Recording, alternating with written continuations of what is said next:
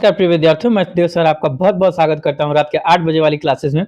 समय को न बर्बाद करते हुए सीधे चलेंगे प्रश्न श्रृंखला की तरफ, जिसमें बाल विकास के महत्वपूर्ण प्रश्नों की श्रृंखला को लिया गया है। वीडियो चालू करने से पहले चैनल को लाइक से सब्सक्राइब अवश्य कर दें। चलते हैं क्वेश्चन नंबर 1 की तरफ। जीन पियाजे के अनुसार वस्तु स्थायित्व की विशेषता किस अवस्था में पाई जाती है? जल्दी से बताएं प्रिय विद्यार्थियों, इस प्रश्न का सही उत्तर क्या होगा? वस्तु स्थायित्व किस अवस्था में पाई जाती है? जब बच्चा रिफ्लेक्ट करता है किसी चीज के प्रति, जब बच्चा प्रतीकात्मक व्यवहार करता है, ये सब किस अवस्था की विशेषता है? इस प्रश्न का सही उत्तर क्या हो जाएगा? संवेदी गामक अवस्था, पूर्व संक्रियात्मक अवस्था, मूर्त संक्रियात्मक अवस्था, औपचारिक संक्रियात्मक अवस्था। जल्दी से बताएं प्रिय विद्यार्थियों, इस प्रश्न का सही उत्तर क्या हो जाएगा? इस प्रश्न का सही उत्तर ऑप्शन नंबर ए हो जाएगा, संवेदी गामक व्यवस्था में। अब चलेंगे हम प्रश्न संख्या 2 की तरफ। लेव वाइगोत्स्की के सामाजिक सांस्कृतिक सिद्धांत में एम के ओ का पूर्ण रूप क्या है? Main knowledge other, more knowledgeable other, most knowledgeable officer, modern knowledgeable object. जल्दी से बताएं विद्यार्थियों, प्रश्न संख्या 2 का सही उत्तर क्या हो जाएगा? तो ये क्या हो जाएगा? More knowledgeable other. अब हम चलेंगे प्रश्न संख्या 3 की तरफ। थार्नडाइक ने अपने अधिगम के सिद्धांत का प्रतिपादन किस जीव पर किया था या किस जानवर पर प्रयोग किया था? जल्दी से बताएं प्रिय विद्यार्थियों, इस प्रश्न का सही उत्तर क्या हो जाएगा? कुत्ता, चिंपैंजी, बिल्ली, चूहा। प्रश्न संख्या 3 का जल्दी से बताएं उत्तर क्या हो जाएगा? थार्नडाइक ने क्या किया था? एक बिल्ली थी। क्या थी? बिल्ली थी। ठीक, उसी को क्या करते हैं? पिंजरे में बंद करते हैं, उसमें खाना ले जाते हैं और उसी पे सारी एक्टिविटी होता है कि बच्चों के व्यवहार में किस प्रकार परिवर्तन लाया जाए।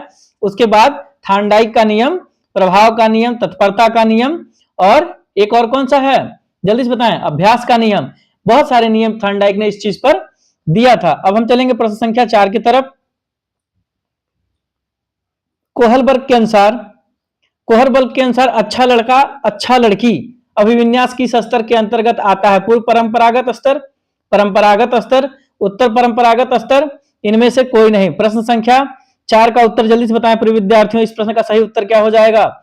कोहलबर्ग के अनुसार अच्छा लड़की, अच्छा लड़का का अभिविन्यास किस स्तर पर आता है? जल्दी से बताएं प्रिय विद्यार्थियों। जब हम किस स्तर पे जाते हैं? जब हम किसी को देखते हैं तो हमें लगता है कि हमें अच्छा बनना चाहिए और उसके अनुरूप हम अपने कार्य को करते हैं। किसी के साथ शिष्टाचार से पेश आना, अपने दिए गए कार्यों को समय से निर्धारित करके उसको पूर्ण कर देना, बहुत सारी चीजें होती हैं जिससे कि बच्चे का स्वभाव क्या होता है कि हमको अच्छा बनना है। ऐसी प्रकृति कब आती है? परंपरागत स्तर में। ठीक, ऑप्शन नंबर बी सही हो जाएगा। अब हम चलेंगे प्रश्न संख्या 5 की तरफ। प्रश्न संख्या 5 की तरफ। प्रयत्न एवं भूल के सिद्धांत का मुख्य नियम कौन सा है? प्रभाव का नियम, अभ्यास का नियम, तत्परता का नियम, उपरोक्त सभी। जल्दी से बताएं विद्यार्थियों, इस प्रश्न का सही उत्तर क्या हो जाएगा? प्रश्न संख्या 5 का सही उत्तर क्या हो जाएगा? प्रयत्न एवं भूल के सिद्धांत का मुख्य नियम कौन सा है? तो ये भी है, ये भी है, ये भी है। ये तीनों नियम किसके हैं? थार्नडाइक के नियम है। किस पे इन्होंने प्रयोग किया था? बिल्ली पे प्रयोग किया था। एकदम नोट डाउन करते चलिएगा प्रिय विद्यार्थियों, कमेंट सेक्शन के माध्यम से सभी विद्यार्थी उत्तर को जरूर से बताएंगे। तो इस प्रश्न का उत्तर क्या हो जाएगा? ऑप्शन नंबर डी हो जाएगा। अब हम चलेंगे प्रश्न संख्या 6 की तरफ। आईपी पावलोव को उनके शास्त्रीय अनुबंधन सिद्धांत के लिए नोबेल पुरस्कार कब मिला? जल्दी से बताएं प्रिय विद्यार्थियों, इस प्रश्न का सही उत्तर क्या हो जाएगा? प्रश्न संख्या 6 का सही उत्तर क्या हो जाएगा? 1901, 1904, 1910, 1920। तो इनको कब नोबेल पुरस्कार मिला था? 1904 में मिला था। ऑप्शन नंबर इसका क्या हो जाएगा? बी सही हो जाएगा। अब हम चलेंगे प्रश्न संख्या 7 की तरफ। स्किनर द्वारा प्रतिपादित सिद्धांत को किस अन्य नाम से भी जाना जाता है? प्राचीन अनुबंधन सिद्धांत, नैमित्तिक अनुबंधन सिद्धांत, सक्रिय अनुबंधन सिद्धांत, बी और सी दोनों। जल्दी से बताएं प्रिय विद्यार्थियों, प्रश्न संख्या 7 का उत्तर क्या हो जाएगा? स्किनर द्वारा प्रतिपादित सिद्धांत को किस अन्य नाम से जाना जाता है? प्राचीन अनुबंधन भी कहते हैं और नहीं, प्राचीन अनुबंधन नहीं कहते, नैमित्तिक अनुबंधन भी कहते हैं, सक्रिय अनुबंधन भी कहते हैं। इस प्रश्न का सही उत्तर क्या हो जाएगा? बी और सी दोनों हो जाएगा प्रिय विद्यार्थियों। ठीक है, एक और जेनर का भी संज्ञानात्मक विकास का सिद्धांत जरूर पढ़ के जाइएगा प्रिय विद्यार्थियों। इसमें क्या रहता है? क्रियाओं के द्वारा अभिव्यक्त किया जाता है, प्रतिबिंबों या दृश्य स्मृति के आधार पर अभिव्यक्त किया जाता है, संकेतों और शब्दों के आधार पर अभिव्यक्त किया जाता है।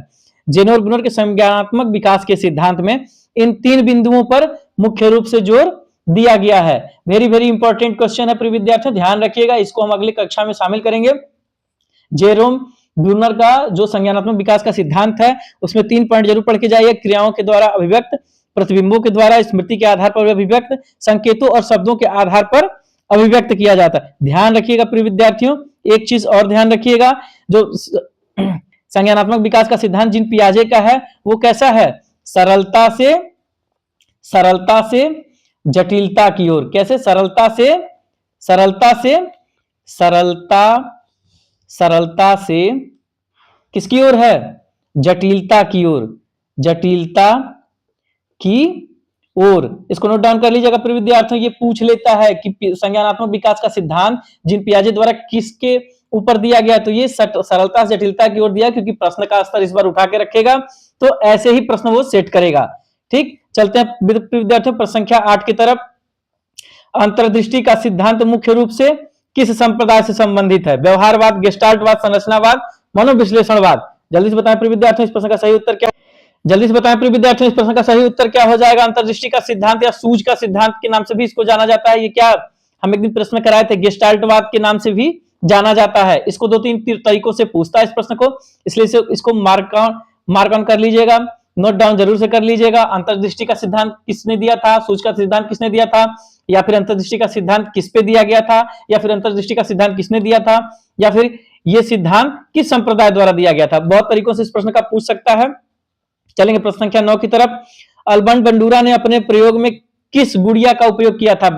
बार्बी डॉल, बोबो डॉल, टॉकिंग डॉल, इनमें से कोई नहीं। प्रश्न संख्या 9 का जल्दी से बताएं कमेंट सेक्शन के माध्यम से विद्यार्थी, इस प्रश्न का सही उत्तर क्या हो जाएगा? तो जो अल्बर्ट बंडूरा थे, जो सामाजिक अधिगम का सिद्धांत दिया था, उसने किस पे प्रयोग किया था? बेबे डॉल पे किया था। किसका सिद्धांत दिए थे? सामाजिक अधिगम का सिद्धांत दिए थे। यही कहते थे कि समाज में एक बच्चा है, अगर वो देखता है अगर उसको क्रिकेटर बनना है, तो सचिन तेंदुलकर का उदाहरण देख के वो भी सीख सकता है कि उन्होंने कैसे साट दिया है।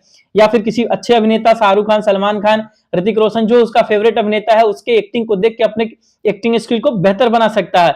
या फिर कह सकते हैं एक मंदिर में गया हुआ पुजारी और उसके पूजा करने के तरीके, या फिर एक मस्जिद में गया हुआ मौलवी, उसके पूजा करने के तरीके, वो धार्मिक पथ पे भी चल सकता है। या फिर किसी रास्ते से आ रहा है, कोई शराब पी के आया, नाली में गिर जाता है, अगर बच्चा वहां से देखता है, उसको लगता है कि नहीं, शराब पीना बहुत हानिकारक है, उसको कोई बताया नहीं, लेकिन उसने समाज में रहते हुए विभिन्न चीजों को देख के, ऑब्जर्व करके अपने विचारों में, अपने व्यवहारों में परिवर्तन लाया। ठीक, अब चलेंगे हम प्रश्न संख्या 10 की तरफ। पियाजे के अनुसार अहम केंद्रित सोच किस अवस्था में प्रबल होती है? पियाजे के अनुसार अहम केंद्रित सोच किस अवस्था में प्रबल होती है? जल्दी से बताएं फिर विद्यार्थियों, प्रश्न संख्या 10 का उत्तर क्या हो जाएगा? प्रश्न संख्या 10 का उत्तर क्या हो जाएगा? किस एज में होता है? तो ये किस एज में होता है? पूर्व संक्रियात्मक अवस्था में होता है। अब हम चलेंगे प्रश्न संख्या 11 की तरफ। ब्रूनर के संज्ञानात्मक विकास की प्रतीकात्मक अवस्था किस उम्र में बच्चों में होती है? 0 से 2 वर्ष, 2 से 7 वर्ष, 7 से ऊपर, जन्म से 5 वर्ष। प्रश्न संख्या 11 का उत्तर जल्दी से बताएं प्रिय विद्यार्थियों। ब्रूनर के संज्ञानात्मक विकास की अवस्था, जिसमें प्रतीकात्मक अवस्था किस उम्र में बच्चों में होती है? तो इस प्रश्न का सही उत्तर क्या हो जाएगा प्रिय विद्यार्थियों? ऑप्शन नंबर सी सही हो जाएगा। 7 वर्ष से ऊपर के बच्चों को क्या रहता है? प्रतीकात्मक व्यवहार हो जाता है। अब हम चलेंगे प्रश्न संख्या 12 की तरफ। आईक्यू का सही सूत्र क्या है? बुद्धि लब्धि का सही सूत्र बताना इसमें। प्रश्न संख्या 12 का ऑप्शन नंबर क्या हो जाएगा? ए हो जाएगा, मानसिक आयु बटा वास्तविक आयु गुणे 100। अब हम चलेंगे प्रश्न संख्या 13 की तरफ। स्पीयरमैन के अनुसार बुद्धि का कौन सा कारक जन्मजात होता है? एस कारक, जी कारक, विशिष्ट कारक, इनमें से कोई नहीं। प्रश्न संख्या 13 का सही उत्तर बताएं प्रिय विद्यार्थियों। स्पीयरमैन के अनुसार बुद्धि का कौन सा कारक जन्मजात होता है? हमेशा जी कारक को वो जन्मजात मानता था। स्पीयरमैन जी कारक को जन्मजात मानता था। ठीक है ना, इस चीज को ध्यान रखिएगा। अगर वीडियो पसंद आए तो प्लीज एक लाइक, एक शेयर, सब्सक्राइब करके जरूर से जाएं। बेल आइकन को जरूर से प्रेस कर लें, जिससे कि रात को 8 बजे आपको प्रत्येक क्लास का नोटिफिकेशन आपको मिलता रहे। अब चलेंगे प्रश्न संख्या 14 की तरफ प्रिय विद्यार्थियों। हार्वर्ड गार्डनर ने प्रकृतिवादी बुद्धि को अपने सिद्धांत में कब जोड़ा? 1983, 1990, 1998, 2000। जल्दी से बताएं प्रिय विद्यार्थियों, प्रश्न संख्या 14 का उत्तर क्या हो जाएगा? हार्वर्ड गार्डनर ने कब जोड़ा था? 1998 में जोड़ा था प्रकृतिवादी बुद्धि को अपने सिद्धांत में। प्रश्न संख्या 14 का ऑप्शन नंबर सी सही हो जाएगा। विद्यार्थियों, क्वेश्चन के स्तर से आपको पता चल गया होगा कि इसलिए इस स्तर का क्वेश्चन कराया जा रहा है, क्योंकि इस बार पेपर को थोड़ा लेवल पे सेट किया जा रहा है। इसलिए ध्यान रखें प्रिय विद्यार्थियों, अपने तैयारी को इस स्तर से रखें कि अगर पेपर का लेवल थोड़ा ऊंचा हो तो आपको दिक्कत ना हो। बाकी 120 प्लस वाली क्लास आपको रोज 8 बजे रात को मिलती रहेगी। चलिए विद्यार्थियों चलते हैं प्रश्न संख्या 15 की तरफ। फ्रायड के अनुसार व्यक्तित्व का कौन सा भाग नैतिकता और आदर्शों पर आधारित होता है? इदम, अहम, परा अहम, चेतन मन। जल्दी से बताएं विद्यार्थियों, प्रश्न संख्या 15 का ऑप्शन नंबर क्या हो जाएगा? फ्रायड के अनुसार व्यक्तित्व का कौन सा भाग नैतिकता और आदर्शों पर आधारित होता है?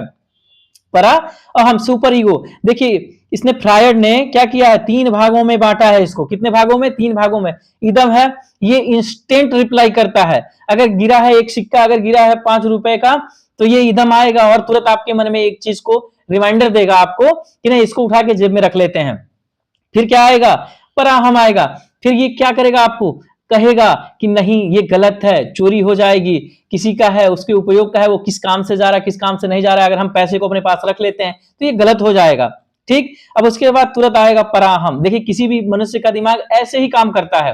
पहले तो उसको तुरंत मन में आएगा कि नहीं रख लेते हैं, फिर उसको थोड़ा आएगा कि नहीं ये गलत हो जाएगा, फिर वो उलझन में फंसता है, फिर ये पराहम आएगा। ये नैतिकता लेके आएगा, आदर्श लेके आएगा, कहेगा कि नहीं ये चोरी है और ये गलत काम है। हो सकता है कि वो दवा लेने के लिए जा रहा हो, अगर ये पैसा उसको नहीं मिलेगा और वो समय पे दवा नहीं लिया तो हो सकता है कि उसकी मृत्यु हो जाए। तो ये नैतिकता की भावना, आदर्शों की भावना जागृत करता है। फिर आप क्या करेंगे, पैसा उठाएंगे, फिर सामने वाले से पूछेंगे भैया आपका पैसा गिर गया था क्या? तो वो बोलेगा हाँ हाँ पैसा गिर गया था, फिर आप उसको पैसे दे देंगे। ठीक, अब हम चलते हैं प्रश्न संख्या 16 की तरफ। अधिगम के क्षेत्र सिद्धांत का प्रतिपादन किसने किया था? कर्ट लेविन ने किया था। कोहलर, ये दोनों एक ही नाम है। थार्नडाइक अभी आपको ऊपर पढ़ाए हैं। ठीक है, थार्नडाइक ने किसका नियम दिया था? प्रयास एवं त्रुटि का नियम दिया था।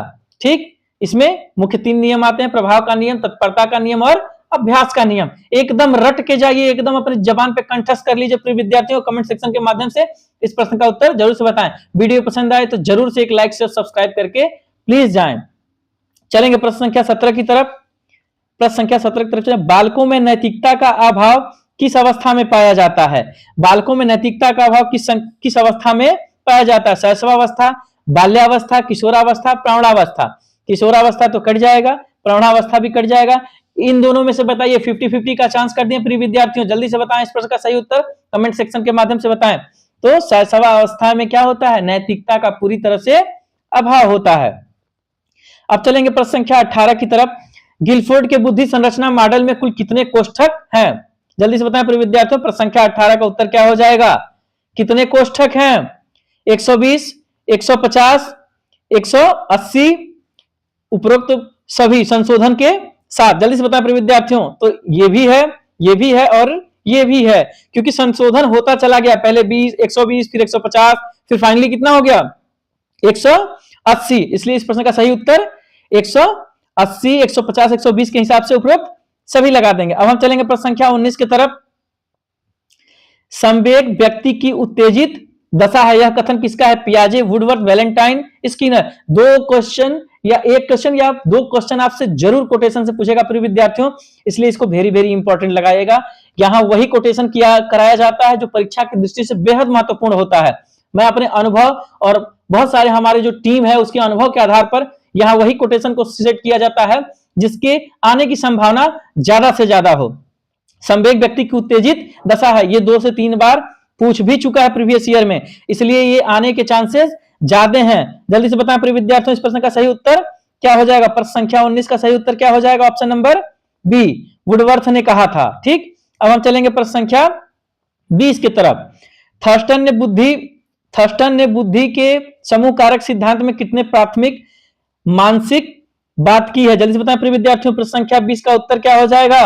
ऑप्शन नंबर बी, कितने बात किया है? समूह कारक सिद्धांत में 7 प्रकार की बुद्धि और उनकी प्राथमिक योग्यताओं के बारे में बात किए हैं। इसका क्लास एक दिन डिटेल में हम लेके आएंगे प्रिय विद्यार्थियों, वहां अच्छे से पढ़ा जाएगा। प्रश्न संख्या 21। सृजनात्मकता मुख्य रूप से संबंधित है अभिसारी चिंतन, अपसारी चिंतन, मॉडलिंग, अनुकरण। जल्दी से बताएं प्रिय विद्यार्थियों, कल के क्लास में इस प्रश्न को डाला गया था, आज फिर से रिपीट में डाला गया क्योंकि ये परीक्षा की दृष्टि से इस बार आने के चांसेस बहुत ज्यादा बन रहे हैं। इसके ध्यान रखिएगा, इसका अपसारी चिंतन हो जाएगा। कौन सा चिंतन होगा? अपसारी चिंतन हो जाएगा। चलिए प्रिय विद्यार्थियों, अब चलते हैं प्रश्न संख्या 22 की तरफ। सीखने के सूत्र सिद्धांत में चिंपैंजी का नाम क्या था? जल्दी से बताएं। इस प्रश्न पे बहुत फोकस किया गया है क्योंकि ये क्वेश्चन बार बार देता है, यूपी टेट 2026 का चहेता क्वेश्चन है। ठीक है, उनका नाम क्या था? सुल्तान नामक चिंपैंजी था। अब हम चलेंगे प्रश्न संख्या 23 की तरफ मैस्लो के पदानुक्रमित सिद्धांत के प्रथम स्तर की आवश्यकता कौन सी है? सुरक्षा, दैहिक शारीरिक आवश्यकता, आत्मसम्मान, सामाजिक प्रेम। इस प्रश्न का सही उत्तर क्या हो जाएगा प्रिय विद्यार्थियों, जल्दी से बताएं। प्रश्न संख्या 23 का सही उत्तर क्या हो जाएगा? शारीरिक आवश्यकता। क्या हो जाएगा? शारीरिक आवश्यकता हो जाएगा। ठीक है प्रिय विद्यार्थियों, ध्यान रखिएगा इस क्वेश्चन को। और एक क्वेश्चन और बता रहे हैं, इसको नोट डाउन करिएगा कि जे.एस. ब्रूनर या जे.एम. ब्रूनर कहाँ के मनोवैज्ञानिक थे? ब्रूनर जो संज्ञानात्मक विकास का सिद्धांत इन्होंने भी दिया था, इनका बहुत बार पूछ चुका है। कहाँ के भी मनोवैज्ञानिक थे? अमेरिका। नोट डाउन करिए, अमेरिका के मनोवैज्ञानिक थे। कहां के मनोवैज्ञानिक थे? अमेरिका के मनोवैज्ञानिक थे। जो प्रश्न के बाद जो अलग से प्रश्न कराया जाता है वही प्रश्न होता है जो परीक्षा की दृष्टि से बेहद महत्वपूर्ण होता है। कौन सा मनोवैज्ञानिक व्यक्ति को जन्म से क्रियाशील मानता है? ऐसा कौन सा मनोवैज्ञानिक है जो बच्चे को जन्म से क्रियाशील मानता है, जो अपने बच्चों पर प्रयोग किया था? कौन से मनोवैज्ञानिक थे? जीन पियाजे थे। ध्यान रखिएगा प्रिय विद्यार्थियों, जीन पियाजे कहां के वैज्ञानिक थे? ये पूछ सकता है। तो कहां के थे ये? स्विट्जरलैंड के वैज्ञानिक थे। जीन पियाजे कहां के थे? स्विट्जरलैंड के मनोवैज्ञानिक थे। ध्यान रखिएगा, ये प्रश्न आ सकता है इस बार परीक्षा में। ठीक है प्रिय विद्यार्थियों, अब चलिए क्लास को यहीं समाप्त करते हैं। अगर वीडियो पसंद आए तो एक सब्सक्राइब जरूर से करके चले जाएं प्रिय विद्यार्थियों। आपका बहुत बहुत धन्यवाद। चलते मिलते हैं अगले दिन क्लास को रात को 8 बजे।